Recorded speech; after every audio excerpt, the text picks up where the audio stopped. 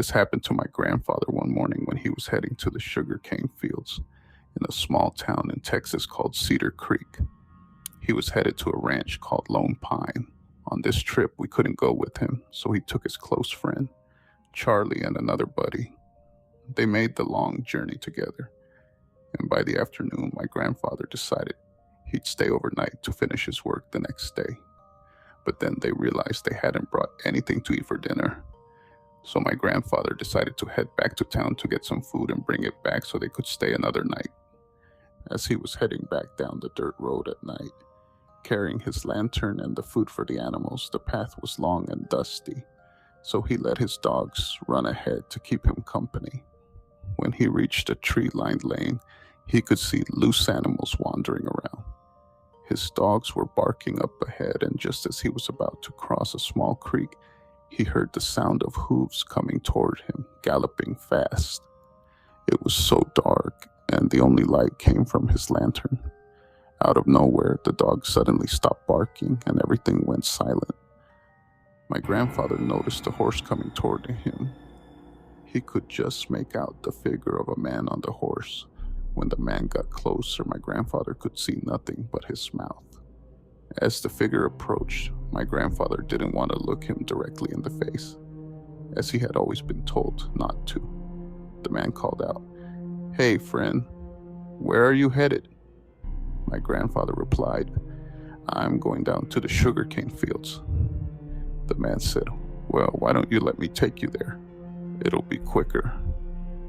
My grandfather politely declined, saying he preferred to walk and make sure he didn't look the man in the eyes.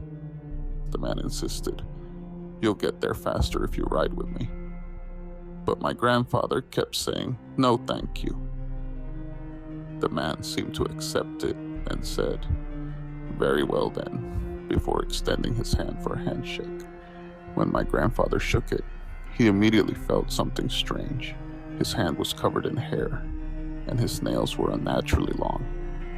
My grandfather continued his walk, but 5 minutes later, he felt a cold chill, as if a bucket of ice water had been poured on his back.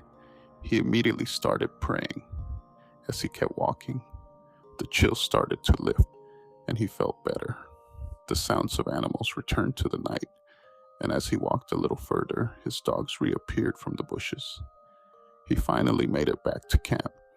He didn't mention anything at first, but when they finished their work around 11 p.m., they were getting ready to sleep.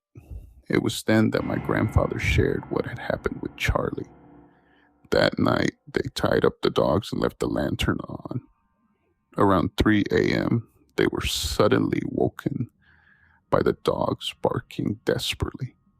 My grandfather got up to check, but Charlie was gone. He woke up his friend, and they grabbed the lantern to search for him. As they walked, they could hear Charlie screaming. He was in a patch of thick thorns, crying out for help, begging to be rescued. They hacked their way through the thorns with sheath knives. What shocked them the most was that Charlie didn't have a single scratch on him from the thorns, but his face was as pale as a ghost, frozen in terror. At dawn, they took him back to town, where he was in a state of shock and unable to speak. They put him to bed, and a few hours later, he developed a fever so high that it lasted for about 3 days. After that, he slowly started to recover and asked to speak with my grandfather. When they talked, Charlie said he had dreamed of the same man. In the dream, he had walked down the same road my grandfather had traveled, but this time he accepted the man's offer to give him a ride. That was when he ended up in that patch of thorns. A couple of months later, Charlie began to grow weaker and eventually passed away.